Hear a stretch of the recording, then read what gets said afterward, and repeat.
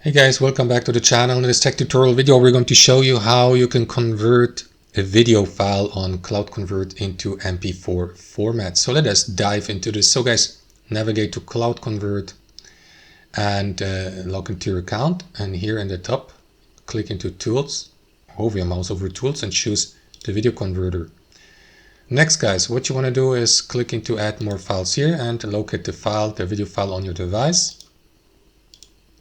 Upload it, and as you can see, MP4 is already, or the file is already in MP4, but let's say in your case it is in, I don't know, AVI format or something like that. Then in this case you would have to select the output file format here by clicking into it, hover your mouse over video and choose MP4. Now we can of course convert that MP4 video into MOV and then click into convert, wait for the converting to be finished or processed, and so that you may download it, as you can see now, the new video file format by clicking into this button onto your device. That's how it works guys. Thanks for watching, hope you enjoyed it, got some value from it, and we catch you later.